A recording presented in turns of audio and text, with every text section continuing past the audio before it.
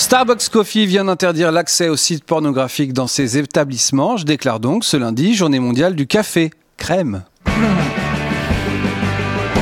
Si Starbucks bloque les accès au porno, ma question est la suivante. Qui peut bien se branler dans un Starbucks ? À part moi. J'avoue que ça m'est arrivé une fois. Je l'ai pas fait par plaisir, croyez-moi, je l'ai fait par nécessité. Ça faisait 3 semaines qu'on vivait avec 2 potes dans une caravane aux États-Unis. Aucune intimité. Ça devenait pesant, ça commençait même à sentir les pieds dans la boîte à gants. Il n'y avait pas moyen d'être seul une seconde. Oui, parce que là, il m'aurait vraiment fallu qu'une seconde. Je voulais faire ça discrètement la nuit, mais le sommier s'y opposait.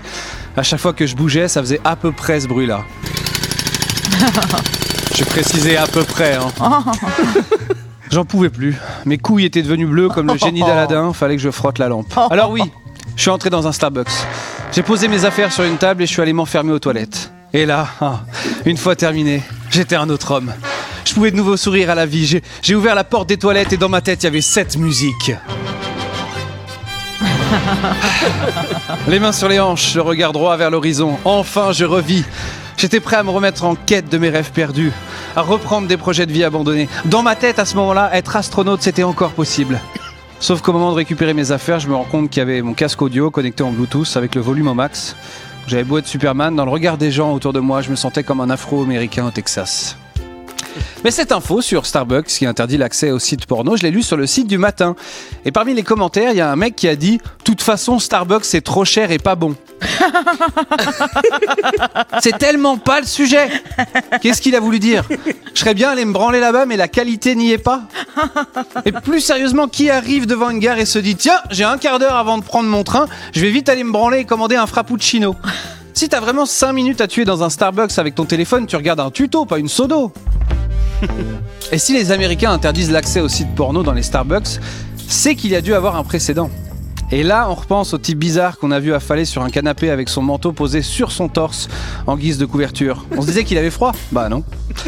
Et en même temps, je peux pas m'empêcher de penser que Starbucks l'a bien cherché. Un mec, ça réfléchit de manière basique. Tu le mets dans une pièce avec un canapé et une connexion Wi-Fi, il a envie de se branler. C'est comme un curé. Tu lui donnes une paroisse et 2 enfants, il fait quoi ? Bah une chorale. Starbucks nous pousse à ça. Les mecs, nous là, on a tous essayé de se masturber avec l'autre bras pour avoir l'impression que c'est quelqu'un d'autre. Oui. Chez Starbucks, quand tu commandes un café, ils t'appellent par le prénom de quelqu'un d'autre. Si c'est pas pour nous chauffer. Puis honnêtement, si vraiment tu veux te branler avec un petit Éthiopien bien serré, enfin je veux dire une branlette avec un ristret, tu vas pas au Starbucks, tu te fais un joli café bobo. C'est quand même plus agréable de se pougner avec des ampoules qui tombent du plafond, des jolies tables en bois massif, des tapis orientaux et des serveurs à la barbe bien taillés. Après, on peut me dire, tu as l'esprit mal tourné, on peut très bien regarder du porno discrètement dans un Starbucks sans se toucher. Mais qui regarde du porno pour l'intrigue ? Mais qui regarde des pornos sans se branler ? Ça, c'est de la science-fiction, une question que je rangerais à côté de qui a tué Kennedy et à quel est le sens de la vie. Je peux pas croire que des gens regardent ça sans rien faire. C'est comme ceux qui disent qu'ils ont regardé par curiosité Touche pas à mon poste en tombant dessus par hasard. C'est pas possible.